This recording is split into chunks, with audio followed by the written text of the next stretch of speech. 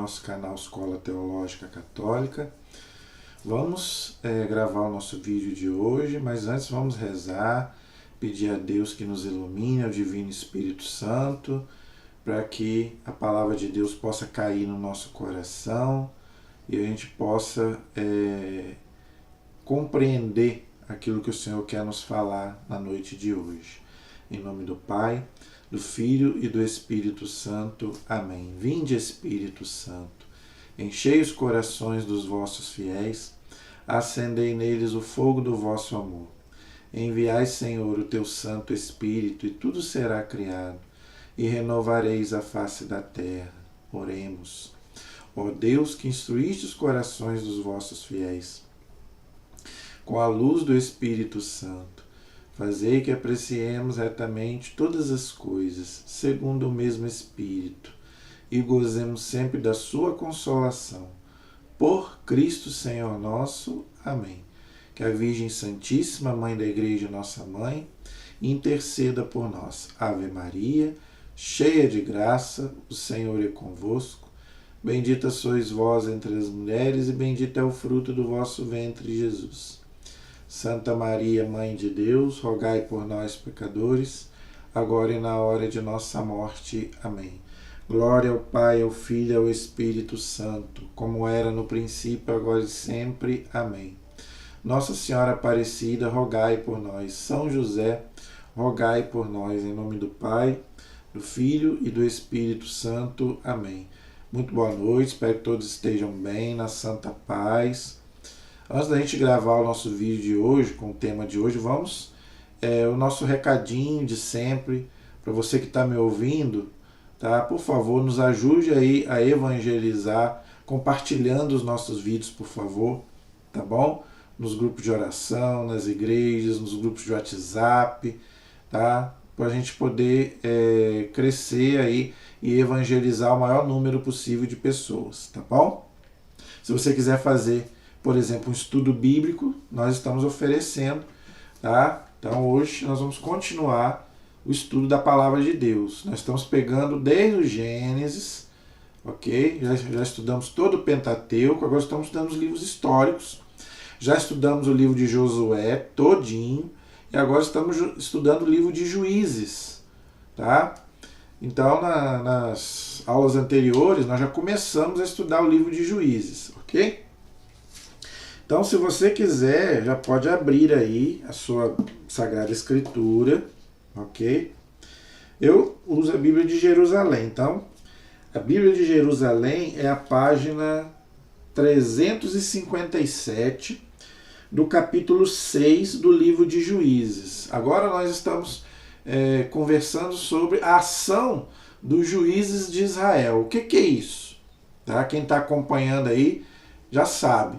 Tá? Josué morreu e não deixou sucessor. Então, sempre quando Israel caía na idolatria, Deus mandava um juiz, um homem, para poder vencer os inimigos, ok? E agora, na aula de hoje, nós vamos falar sobre um juiz chamado Gedeão, está aí no capítulo 6, que foi um juiz fiel a Deus, temente a Deus, que vivia no meio de uma fortíssima idolatria, cercado de muitos deuses pagãos, não é? Então nós vamos ver hoje, tá? E ele vivia ali rodeado de deuses falsos, e ele combatia essa idolatria, não é? E era chamada guerra santa entre Israel, o Deus verdadeiro, e os deuses dos pagãos. Então ele venceu os madianitas, tá? Que eram idólatras, não é? E vários povos, ok? Alguns que viviam ali adoravam o deus Baal, não é? Que era um ídolo, um falso deus e um demônio, podemos dizer até que é um demônio. Por quê? Eu vi um filme chamado O Ritual, onde uma pessoa estava... Esse filme é baseado numa história real, onde o padre pergunta ao espírito qual era o demônio que ele estava possuindo a pessoa. E ele falou, meu nome é Baal, ou seja, um demônio, um deus pagão. Então, gente, por isso que é sério, a igreja ensina isso. A idolatria, por que é pecado? Né? Leva para o inferno, diz São Paulo. Por quê? Porque o demônio ele se esconde atrás dos ídolos para receber adoração. Ele quer ser adorado como Deus, por isso que ele perdeu o céu. Por que o demônio perdeu o céu? Porque ele não se contentou em ser uma criatura, ele queria ser Deus.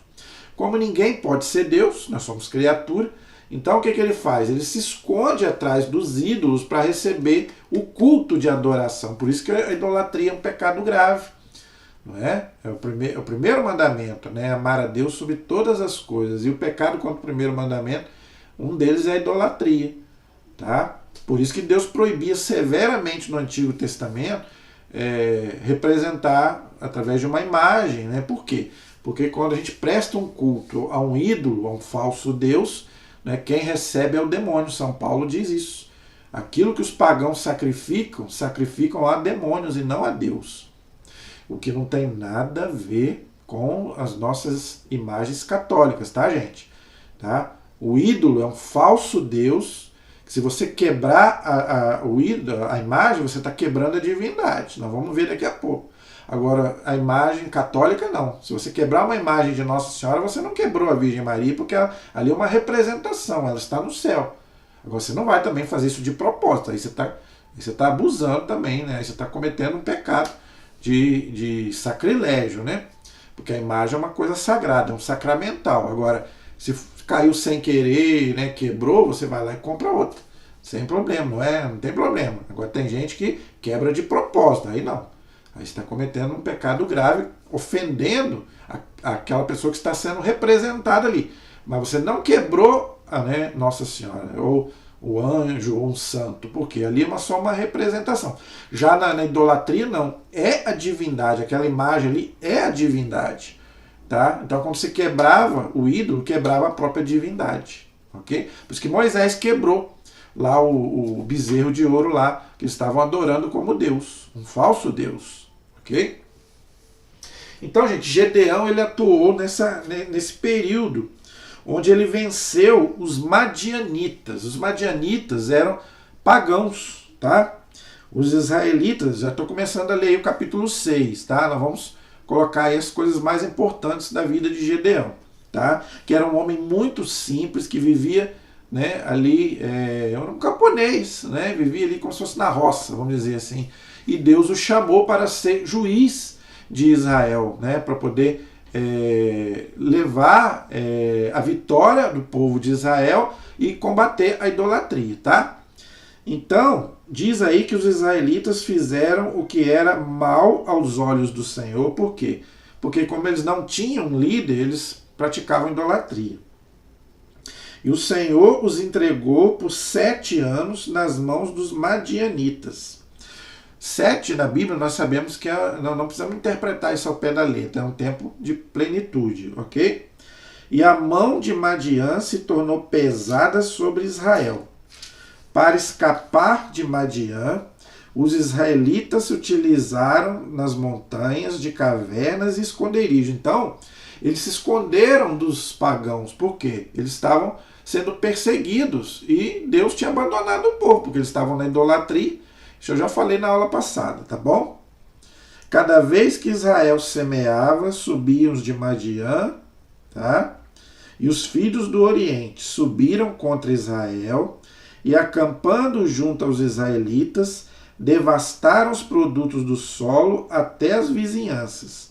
Não deixaram a Israel nenhum meio de sobrevivência, nem um cordeiro, nem um boi, nem um jumento, ou seja, os animais que eles sacrificavam a Deus. Israel, eles sacrificavam a Deus um cordeiro de manhã e os sacerdotes, né, ofereciam a Deus para expiar o pecado do povo. Então, até isso eles pararam, porque estavam sendo perseguidos. Tá vendo? E suas tendas, tão numerosos como gafanhotos, ou seja, os pagãos, né, eram bastante gente. Não é? Então eles ficaram com medo, porque viram aquele monte de gente, aquele exército vindo contra eles, eles ficaram com medo. Não é? em tal multidão que não podiam contar, nem eles nem seus camelos, e invadiram a terra para os arrasar. Assim Israel ficou enfraquecido por causa de Madiã, e os israelitas clamaram ao Senhor. Isso eu falei na aula passada, né? Que Israel, quando via que a coisa ficava preta, clamava a Deus, pedia socorro a Deus. Mas depois, né, quando o juiz morria, eles caíam na idolatria de novo. Somos nós, né? Quando a gente precisa de Deus, a gente busca Deus. Quando está tudo bem, a gente esquece de Deus. Já falei um pouco sobre isso na aula passada, não é? Aí fala da intervenção de um profeta, ok? Tendo os israelitas clamado ao Senhor por causa dos madianitas, o Senhor enviou-lhes um profeta que lhes disse. O profeta, gente, é aquele que fala em nome de Deus, tá? Sempre houve profetas no Antigo Testamento e no Novo Testamento. São Paulo fala, aquele que nem tem o dom da profecia que profetiza. Nem todo mundo tem esse dom, tá? O dom não é para todos, está lá na carta de São Paulo aos Coríntios, tá? Mas sempre houve profetas no judaísmo e também no cristianismo, tá? Mas também tem que ter discernimento também, porque tem os falsos profetas também. Não é? Então o profeta é aquele que fala em nome de Deus, mas tem que ter um certo discernimento. Então o profeta disse ao povo: assim diz o Senhor, Deus de Israel, eu vos fiz subir do Egito e vos fiz sair da casa da escravidão. Eu vos livrei da mão dos egípcios e da mão de todos os que vos oprimiam. Então aqui ele falou, né, contou, né, para Israel tudo que Deus tinha feito desde lá que eles eram escravos no Egito. E os judeus, gente, eles têm isso, né, a história deles, a tradição deles muito forte e que passa de pai para filho, entendeu? Eu os expulsei diante de vós e vos dei a terra deles, a terra que eles estavam, de Canaã. Deus deu para eles, mesmo assim, né, eles largaram Deus e cometeram idolatria. Povo ingrato, assim como nós. Nós também somos ingratos com Deus. Deus nos dá tudo e a gente às vezes troca Deus por qualquer coisa, pelo prazer, pelo ter, pelo dinheiro. Né? Qualquer coisinha a gente troca, né, Deus por essas coisas. E vos disse: eu sou o Senhor vosso Deus, não temais os deuses dos amorreus, ou seja, os pagãos, deuses pagãos, né, em cuja terra habitais, mas vós não me destes ouvidos. Então, Deus puxou a orelha deles através do profeta. Eu não falei para vocês não ficarem com medo, mas eles ficaram com medo. É outro erro nosso. Não é? Qualquer coisinha, qualquer dificuldade, a gente fica com medo. É a nossa natureza enfraquecida pelo pecado original. Não é? Mas o nosso medo, gente, não pode ser maior do que a nossa fé em Deus, senão ele nos paralisa. Todos nós temos medo, mas esse medo não pode ser maior do que o nosso Deus. A nossa fé tem que ser maior do que os nossos medos. Não é verdade? Então é isso que Deus puxou a orelha através do profeta. Né? Quantas coisas eu já fiz por vocês, não livrei vocês de tantos inimigos e vocês estão aí com medo dos pagãos. O que Deus está falando para eles? Clamem a mim, rezem, entendeu? Se vocês clamarem, né? Olha o que eu fiz lá nas muralhas de Jericó, né? Derrubei as muralhas, quer dizer, o que Deus está falando? Perseverança, gente. Quando a gente estiver com dificuldade, os nossos inimigos, né? O que são os nossos inimigos hoje? Né? Pode ser os nossos pecados, né, uma doença, qualquer coisa. Então a gente tem que fazer o quê? Não ficar lamuriando, reclamando. Não, clamar a Deus. Né? Se for da vontade dele, ele vai nos ouvir. Né? Então é isso que Deus está puxando a orelha do povo. Ok? Não fique com medo dos inimigos. Tenham fé em mim. Eu sou mais forte. Não é? Mas nós somos fracos mesmo. Né? Infelizmente.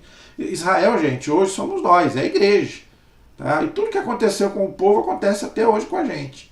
Né? Ah, eu tenho fé. Será que tem mesmo? Quando a gente, né, tem que provar nossa fé, a gente é fraco mesmo. Né? Aí o anjo do Senhor aparece a Gedeão, tá, gente? No Antigo Testamento, também no Novo, tem muita aparição de anjos, ok?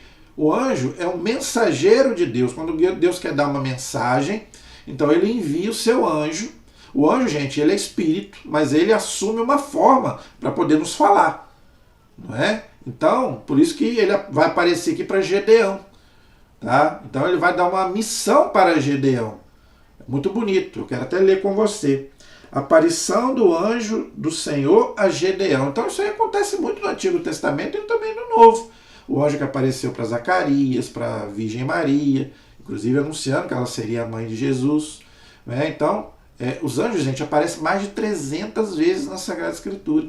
Então, os anjos existem, é dogma de fé. Já fiz um vídeo aí sobre os anjos bons, e existem também os anjos maus, infelizmente. É um dogma de fé. Tá? Os anjos existem, ok?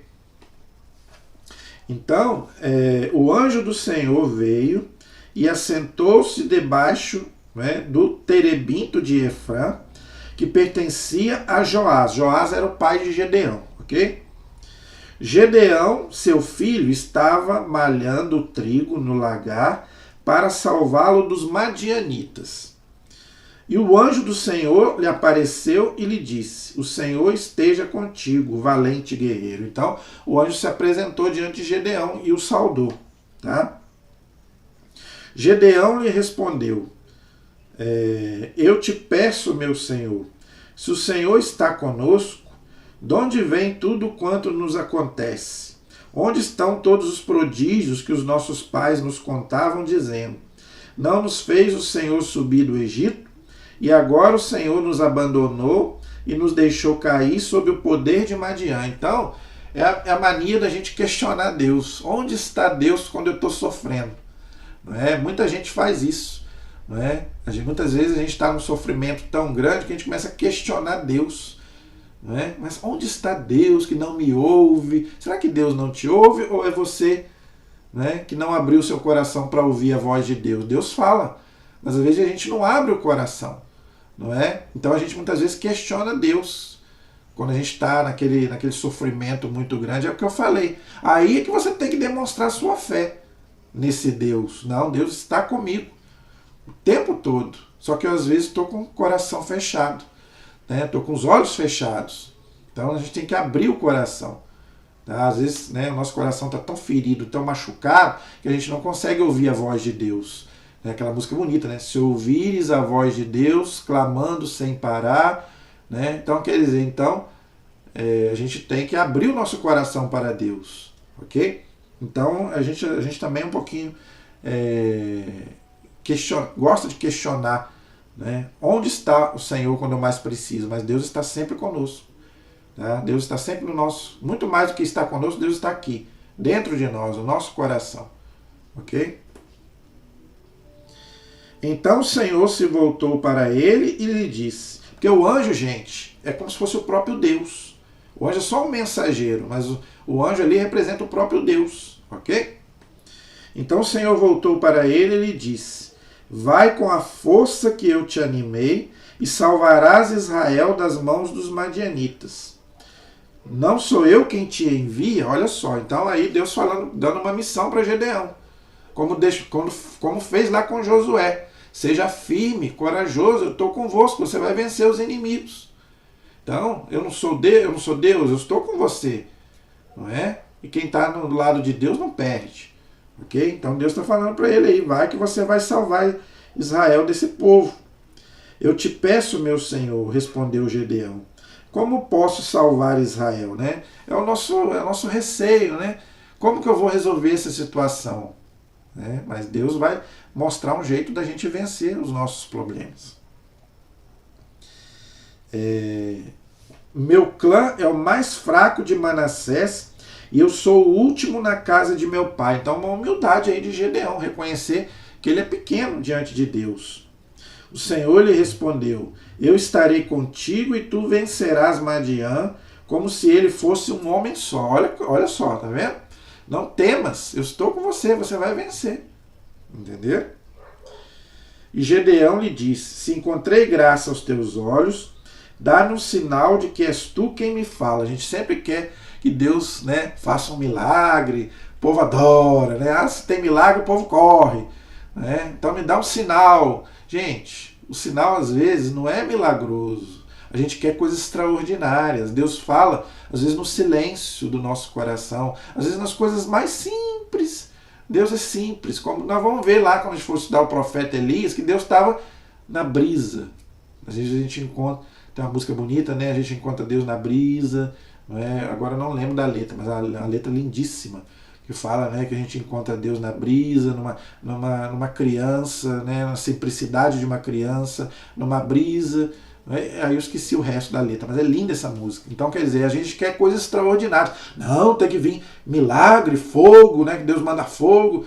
Não, gente, não é, Deus não é assim. Né? Deus às vezes vem no silêncio, na calma, na tranquilidade, mas nós vivemos numa agitação tão grande que eu acho que Deus também tem que se manifestar toda hora assim. Deus pode também fazer milagres se Ele quiser, de uma forma extraordinária, mas Deus fala muito mais no nosso coração, como eu já falei. Não é?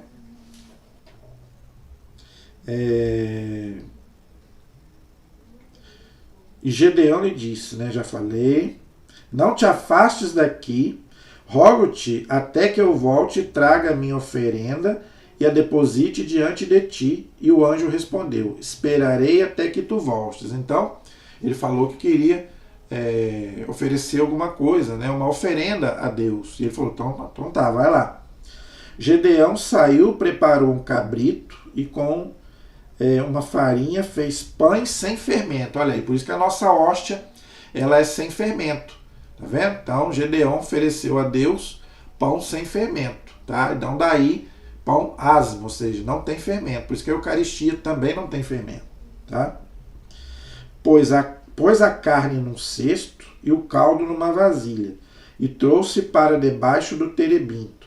Quando se aproximava, o anjo do Senhor lhe disse, toma a carne e os pães sem fermento. Tá vendo? Por isso que a hóstia, né, o pão, se transforma no corpo de Cristo. Tá vendo? Olha a simbologia aí. Coloca sobre a pedra e derrama o caldo sobre eles. E Gedeão assim o fez. Então o anjo do Senhor estendeu a ponta do cajado que tinha na mão e tocou a carne e os pães sem fermento. O fogo aí, gente, representa o próprio Deus. Tá? Deus, no Antigo Testamento, né, ele se manifestava através do fogo, da nuvem, a chamada manifestação divina, teofania, ok? Se ergueu a pedra e devorou a carne e os pães sem fermento. E o anjo do Senhor desapareceu a seus olhos. Então viu Gedeão que era o anjo do Senhor e exclamou, ah, meu Senhor, eu vi o anjo do Senhor face a face.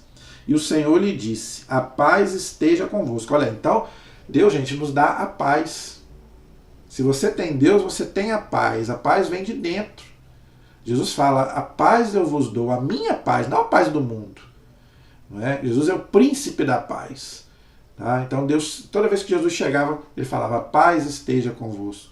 Então, a gente tem que também levar a paz para muita gente. Muito mais do que levar, às vezes, né, coisas materiais, é você levar a paz, mas não a sua paz, a paz de Deus. Nenhum de nós aqui tem paz para dar para ninguém.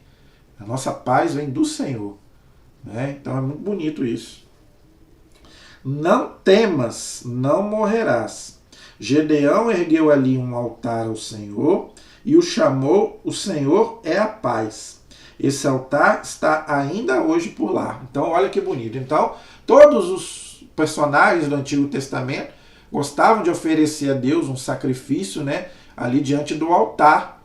Tá? Isso tudo, gente, era prefigurativo do sacrifício de Cristo que nós perpetuamos na Santa Missa. Já falei isso aqui muitas vezes. Tanto que nós vimos aí pão sem fermento, que é a nossa hóstia, que vai se transformar no corpo de Cristo. Né?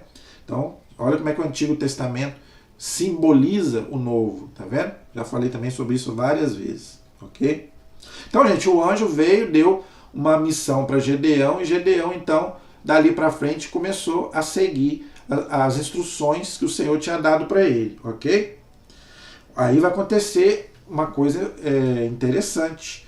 Gedeão contra Baal, ou seja, Deus contra os deuses pagãos, Israel contra os pagãos. Então, o que vai acontecer? Naquela mesma noite, o Senhor disse a Gedeão, toma o touro do seu pai, o touro de 7 anos, de uma segunda cria, destrói o altar de Baal, que pertence a teu pai, e quebra o poste sagrado que está ao seu lado. Ou seja, aqueles objetos ali que eram prestado culto, idolatria, a Baal, que era um deus pagão, um demônio. Não é? Então, Deus mandou destruir E o pai de Gedeão, infelizmente, era idólatra. Né? Diz aqui, né, que o pai de Gedeão prestava culto a Baal. Olha só que triste. Não é? Então, gente, é o que eu falo. A gente tem que rezar muito pela nossa família, aqueles que estão longe de Deus. Às vezes você segue a Deus, mas às vezes tem alguém da sua família que está desviado. Tá? Reze por essa pessoa. Nunca imponha a verdade, nunca imponha a fé. Proponha. Se a pessoa quiser, tudo bem, mas reze pela conversão da sua família, do seu pai, da sua mãe, daquele que está longe de Deus. Tem muita gente da nossa família que está longe de Deus. Na minha também tem. Entendeu? Então, gente, vamos rezar. Porque olha que coisa triste, né? Infelizmente, o pai de Gedeão era idólatra. Infelizmente. Em seguida construirás ao Senhor teu Deus, no cume deste lugar forte, um altar feito segundo a regra. Então, Deus falou que era para ele destruir lá os deuses pagãos e ali prestar um culto a ele, naquele lugar. Ok? O Deus verdadeiro. Tomarás então o touro da segunda cria e o oferecerás em holocausto sob a lenha do poste sagrado que terás destruído. Gedeão convocou então 10 homens, olha o 10 aí, outro número simbólico na Bíblia, os 10 mandamentos, né? O 10, o 12, o 7, o 1000, são tudo símbolos, os números na Bíblia, gente, são tudo simbólicos, ok? Então escolheu 10 10 homens entre os seus servos e fez como o Senhor lhe tinha ordenado. Mas como ele temia sua família e o povo da cidade, para fazer em pleno dia, ele fez durante a noite. Então, olha só, não só o pai dele, mas muitos da família dele eram idólatras, prestavam culto a Baal. Então, né, e o povo também. Né, então ele ficou com medo. Então Deus falou para ele, então você faz na calada da noite. Né, porque de dia alguém podia ver ele destruir lá o ídolo. Então ele fez durante a noite. No dia seguinte, bem cedo, o povo da cidade se levantou, e eis que o altar de Baal tinha sido destruído, o poste sagrado que estava ao lado tinha sido cortado, e o touro da segunda cria foi oferecido em holocausto sobre o altar recém-construído. Porque o boi, né, era o boi, o cabrito, o touro, era oferecido, né, a Deus, como eu já falei, ok? Isso prova que o animal não tem alma, tá vendo? Se o animal tivesse alma, gente, Deus não ia mandar sacrificar os animais, tá? Hoje já não se sacrifica mais os animais, os judeus, porque não tem mais o templo. Tá? Então os judeus hoje já não fazem mais sacrifício de animais. Mas no Antigo Testamento se fazia. E para nós cristãos não tem cabimento fazer sacrifício de animais, porque o Cristo já é o Cordeiro. Né? Jesus já se ofereceu. Mas aqui prova que o animal não tem alma, senão o próprio Deus mandou, né, sacrificar bois, né, cabritos, touros, carneiros, bode. Se o animal tivesse alma, Deus não iria mandar. Por isso que, eu já cansei de falar aqui, o animal não tem alma. Então você pode matar até para comer. Você não pode fazer covardia, matar por querer. Mas se ele estiver sofrendo, você pode matar um animal sem problema nenhum. Ele não tem alma, tá? Imortal. Ele tem a alma que Deus deu para ele viver. Mas não é imortal. Por isso que você pode matar. Não estou falando que você vai matar por querer. Estou falando se for para para salvar uma vida, até para salvar uma vida. Quantos soros se faz de animal, não é? Então pode-se matar um animal, até para fazer experiência, para salvar um ser humano. Não tem problema nenhum. Aqui está a prova. Senão Deus não ia mandar ele oferecer esses animais em sacrifício, entendeu? Então, ele ofereceu. Ok? O povo, depois que viu isso, perguntou: quem fez isso? Eles perguntaram, se informaram e alguns disseram: foi Gedeão, filho de Joás, quem fez isso. Os habitantes da cidade disseram então a Joás: traze para fora o teu filho para que morra, porque destruiu o altar de Baal e cortou o poste sagrado que estava ao seu lado. Então o povo queria matar Gedeão. Mandou o pai dele trazer ele para morrer. Joás respondeu a todos que estavam ao seu redor: defendeis a Baal. Aí, olha só, que coisa interessante. Olha o que o pai dele fala para o povo. Tá? Defendeis a Baal? É a vós que cabe vir em seu auxílio? Quem quer que defenda Baal morrerá antes que clareie o dia. Se ele é Deus, que se defenda de si mesmo, pois Gedeão destruiu seu altar. Nesse dia se deu a Gedeão o nome de Jerobaal, porque se dizia que Baal contenda contra ele, pois destruiu seu altar. Então o pai dele desafiou o povo.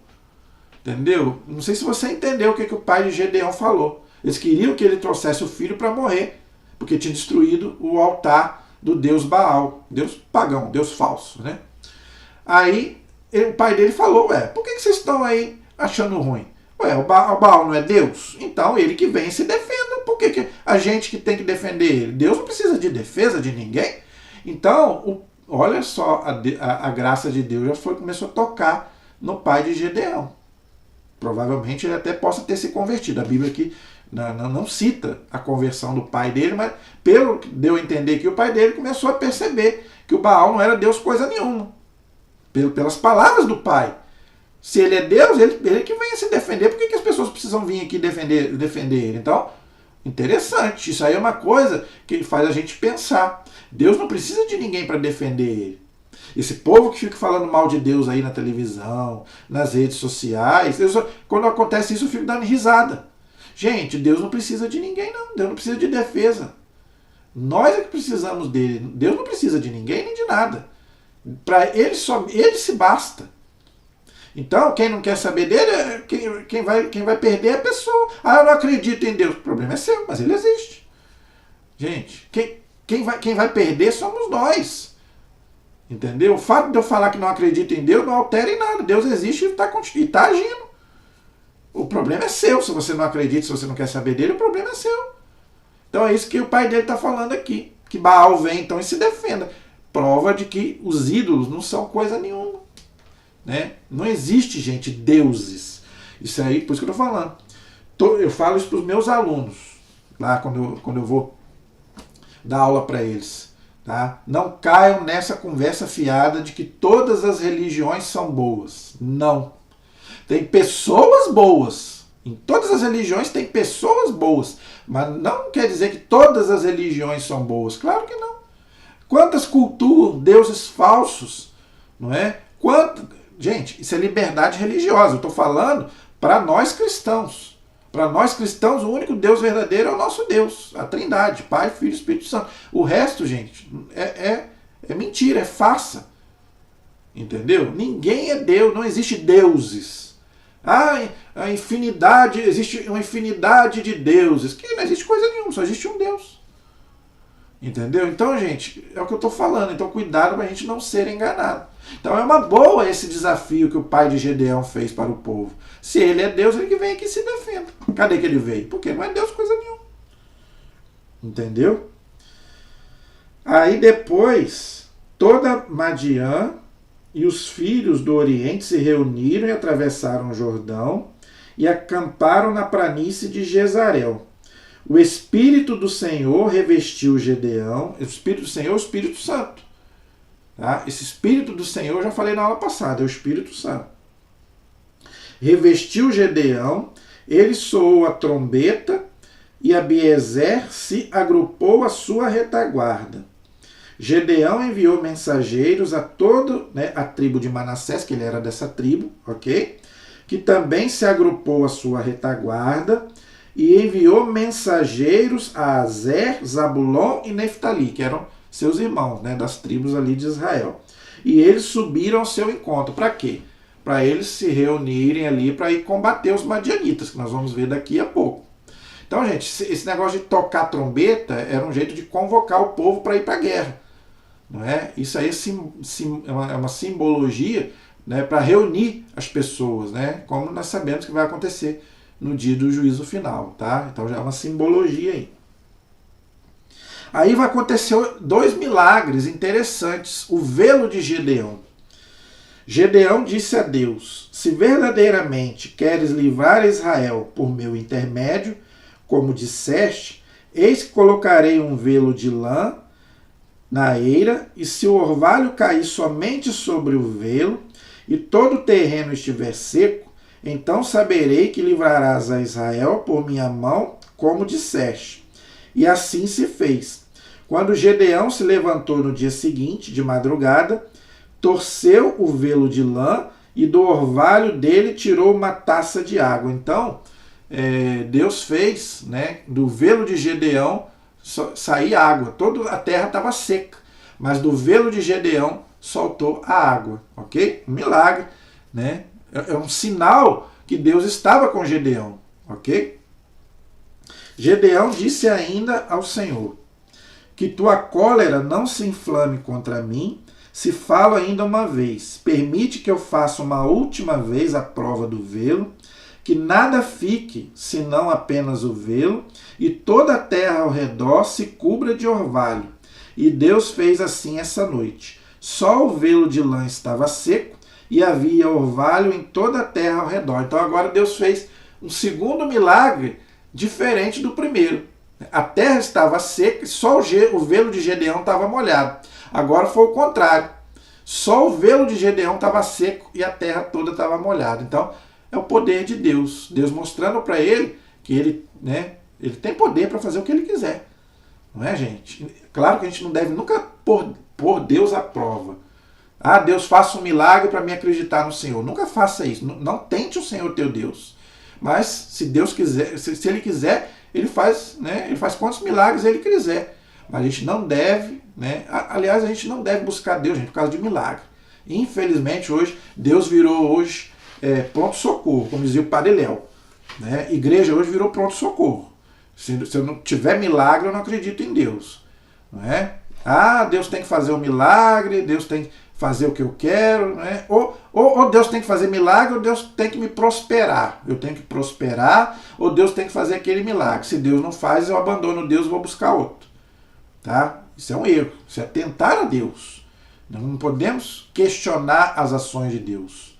Tá? Mas aqui, Gedeão, né, pediu a Deus um sinal e Deus deu 2 sinais para ele. Então é muito bonito essa passagem de Gedeão. O capítulo 7 do livro de Juízes também conta uma coisa interessante. O Senhor reduz o exército de Gedeão. Tá? O que acontece aqui? O povo era muito grande, tanto os pagãos quanto Israel. Não é? Então Israel era um povo muito numeroso. Então Deus escolheu, né, um grupo para poder ir lá combater os inimigos. Então aqui fala que Gedeão levantou de madrugada, bem como todo o povo que estava com ele, e do acampamento, que eles estavam acampados, né? O acampamento de Madian se achava ao norte, né, ao pé da colina, no vale. Então o Senhor disse a Gedeão: o povo que está contigo é numeroso demais para que eu entregue Madian nas tuas mãos. Então Deus queria que ele guerreasse com menos pessoas, né? Israel poderia gloriar-se disso às minhas custas e dizer: foi a minha própria mão que me livrou. Agora, pois, proclama aos ouvidos de todo o povo: quem estiver tremendo de medo, volte, tá, para o monte. 22.000 homens voltaram e restaram ainda 10.000. Então, gente, não sabemos se isso é simbólico ou se é ao pé da letra, não sabemos. Mas Israel era um povo numeroso. Então Deus falou: eles vão achar que eles, né, eles são os bambambam. Então isso aí quer dizer o quê? Humildade, gente.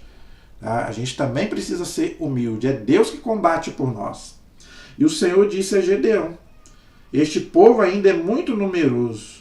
Faz descer à beira da água e lá os provarei para ti. Aquele de quem eu disser, este irá contigo, e este não irá. E este não irá contigo. Gedeão fez, pois, tudo que o povo descer à beira da água, e o Senhor lhe disse. Olha, interessante o que Deus fala para Gedeão: todos aqueles que lamberem a água com a língua, como faz um cachorro, tu porás de um lado, assim como todos que se ajoelham para beber. O número daqueles que lamberam a água, lavando as mãos e a boca, foi de 300. Todos os outros se ajoelharam para beber. Então o Senhor disse a Gedeão: é com os 300 que lamberam a água que vos salvarei e entregarei Madian nas tuas mãos. Que todo o resto volte para suas casas. Tomaram as provisões do povo e as suas trombetas, e depois Gedeão despediu todos os israelitas, cada um para a sua tenda, retendo consigo somente os 300. O acampamento de Madiã estava abaixo dele no vale. Então, interessante, não é? Isso aí, gente, são formas, não é, que a Bíblia conta para contar como que Deus escolhia o seu povo. Não é? Não sabemos se a gente deve interpretar essas coisas ao pé da letra ou não, mas o mais importante é que Gedeão escolheu 300 que Deus tinha mandado, e com esses 300 ele vai vencer, né, lá os madianitas. Então a gente não deve ficar se prendendo, né, nos detalhes, mas mais no fundamento, ok? E depois aconteceu que nessa noite o Senhor lhe disse: levanta-te, desce o acampamento, porque vou entregar nas tuas mãos. Olha aí, tá vendo? Então Deus vai entregar os inimigos nas mãos do povo. Se, porém, tens medo de descer, desce ao acampamento com o teu servo, escuta o que dizem, tu ficarás animado e descerás com o acampamento. Tá? Aí o que vai acontecer? Não é? Gedeão vai ter um sonho. Tá, gente? Então Deus muitas vezes fala com a gente também através de sonhos. Muita gente pergunta, né, sobre a questão do sonho. Tá? O sonho é uma coisa que tem que ser também muito bem interpretado. Tá? O sonho pode ser uma coisa natural e pode ser uma coisa espiritual. Tá? Então tem que ter um discernimento também. Ok? Dom Bosco tinha vários sonhos proféticos. Né? A gente vê na Bíblia, tanto no Antigo quanto no Novo Testamento. São José do Egito, né, o profeta Daniel, todos eles tinham sonhos, mas tem que ter cuidado, tem que ter discernimento, ok? Então, Deus falou com Gedeão através de sonhos, tá? Gedeão veio e ouviu que um homem contava um sonho a seu companheiro e dizia: foi assim o sonho que sonhei. Um pão de cevada rolava do acampamento de Madiã, atingiu a tenda e chocou-se contra ela, e fez cair de cima a baixo.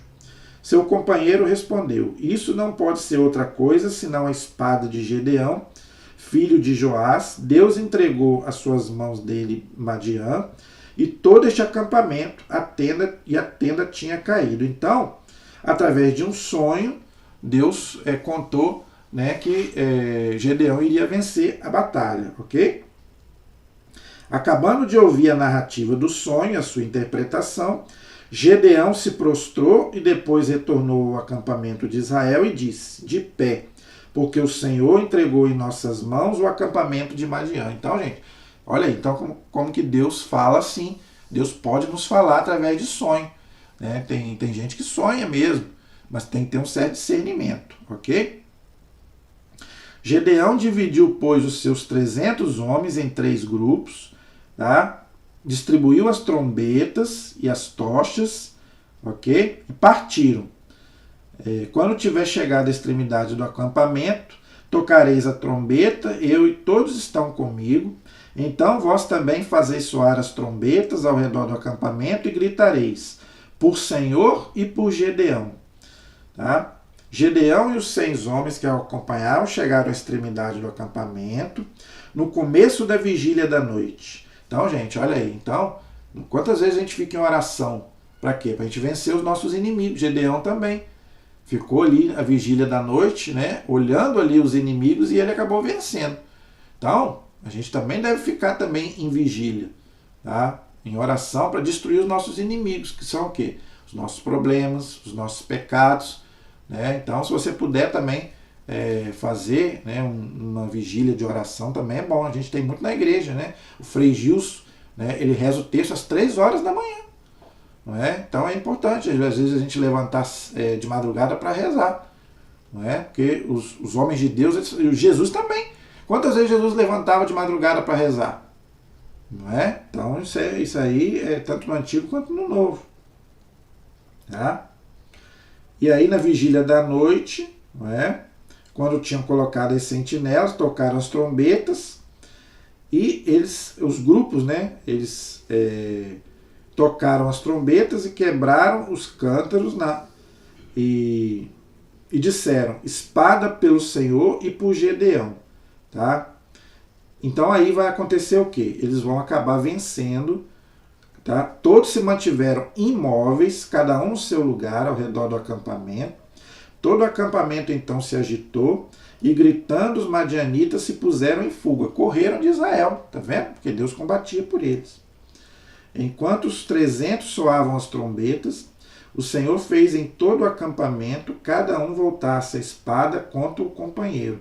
Então eles começaram a perder, né? A serem derrotados. Todos fugiram, tá? Os madianitas, os pagãos, todos eles fugiram, ok? Os homens de Israel se reuniram, tá? E perseguiram os madianitas. Gedeão enviou por todas as montanhas de Efraim mensageiros dizendo: descei ao encontro de Madiã e ocupai as fontes de água até o Jordão. Todos de Efraim se reuniram e ocuparam as fontes de água, tomaram prisioneiros os chefes de Madiã, tá? E eles acabaram vencendo aí todos os madianitas, ok?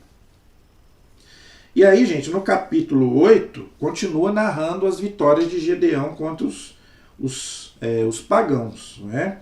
Gedeão chegou no Jordão, no versículo 4, e o atravessou, é o mesmo Rio Jordão que Jesus foi batizado. E tanto ele como os 300 homens que o acompanhavam estavam cansados por causa da perseguição. Disse, pois, Gedeão ao povo, né, rogo-vos pedaços de pão aos homens que me seguem. Estavam com fome, né? Porque estavam guerreando, não é? Porque estamos cansados, estamos perseguindo os reis de Madiã.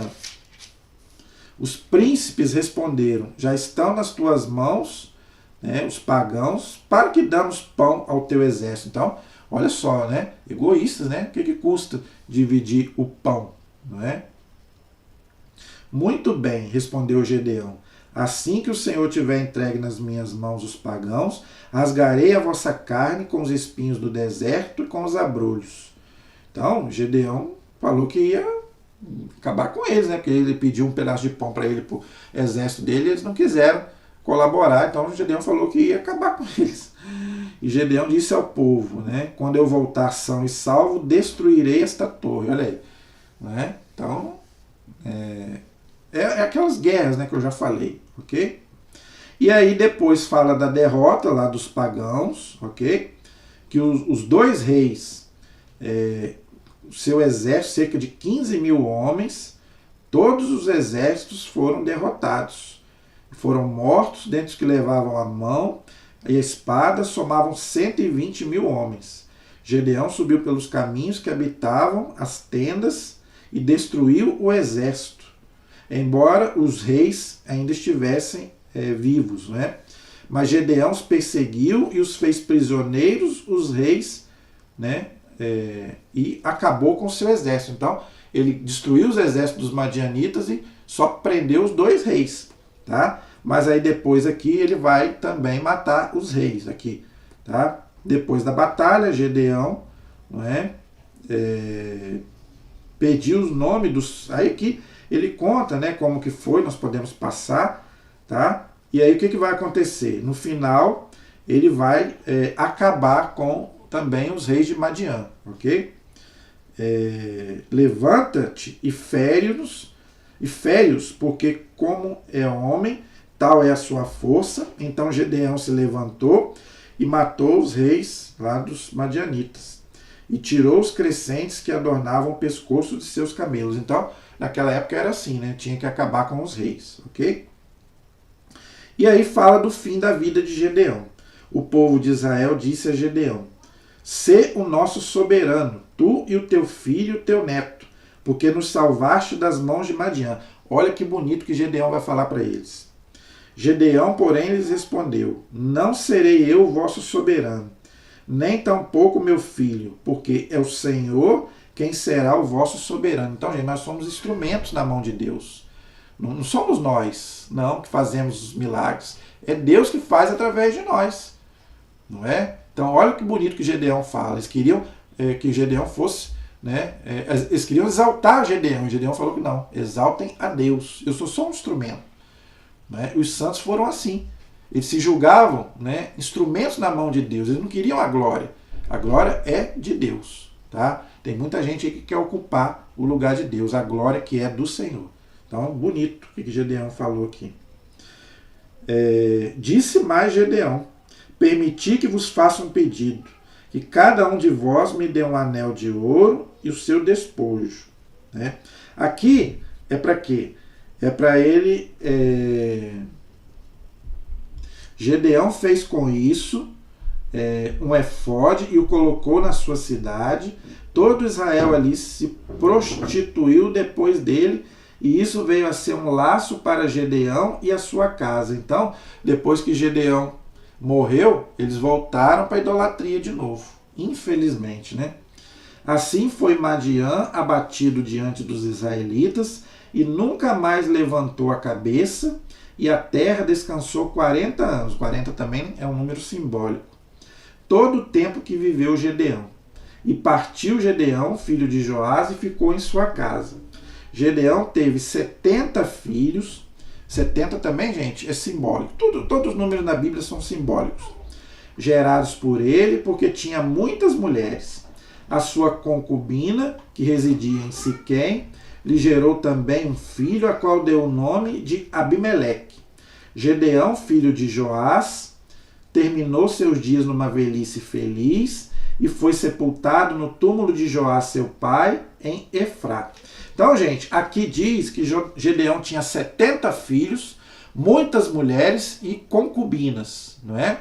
Então, gente, isso aí, o Antigo Testamento está cheio.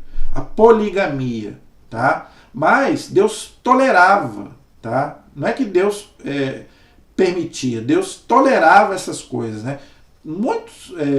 Davi vai ter muitas mulheres, Salomão vai ter muitas mulheres, tá? Mas era uma coisa que era permitido por Deus, a poligamia, até Jesus vir e colocar tudo no lugar novamente. Aí voltou a monogamia, ou seja, cada homem ter a sua mulher, que era assim lá no Gênesis. O homem deixa seu pai e sua mãe e se une à sua mulher. Com o pecado, né, infelizmente, a poligamia entrou em Israel. E eles tinham realmente muitas mulheres. E Deus não castigava, desde que essas mulheres não os levassem para a idolatria. Então aqui fala que ele teve muitos filhos, muitas mulheres, concubinas, não é? E Gedeão era um homem de Deus. Ok, gente? Infelizmente, é o pecado original. Depois da morte de Gedeão, os israelitas voltaram a se prostituir, ou seja, cometer idolatria aos Baals. Olha aí, Israel prestando culto a Baal, tá vendo? Olha como é que o povo é cabeça dura. E tomaram por Deus a Baal. Os israelitas não mais se lembraram do Senhor, seu Deus, que os tinha livrado da mão de todos os inimigos dos arredores. E não demonstravam a gratidão que deviam à casa de Gedeão por todo o bem que ele tinha feito a Israel. Então, depois que Gedeão morreu, eles voltaram para a idolatria, e pior ainda, Israel prestando culto a Baal, que era um deus pagão, um demônio. Não é? Então, Deus voltou novamente a abandonar o povo, até surgir um novo juiz para poder livrar de novo. Então, ficava nesse negócio, né? Morria o juiz, idolatria, né? Aí vinha o juiz, combatia, né? Acabava lá com os pagãos, morria o juiz, eles voltavam para a idolatria. Esses somos nós, é a nossa cabecinha dura, né? De trocar Deus, né, pelos ídolos de hoje, não é? Então, gente, a história de Gedeão é essa, bonita a história dele, né? Um homem fiel a Deus, né? Era um homem, tinha os seus erros, seus pecados, o seu lado humano, mas era um homem temente a Deus, foi fiel a Deus até a morte. Na próxima aula, nós vamos falar sobre o filho de Gedeão, esse tal de Abimeleque aí, não é? A realeza de Abimeleque. Então, o capítulo 9 do livro de Juízes, tá bom? Então, gente, espero que vocês tenham gostado. Então, na próxima aula, nós vamos continuar falando do livro dos Juízes, ok? A nossa proteção está no nome do Senhor, que fez o céu e fez a terra. Estivemos e permaneceremos unidos em nome do Pai, do Filho e do Espírito Santo. Amém. Que Deus abençoe a todos. Até o nosso próximo encontro, se Deus quiser.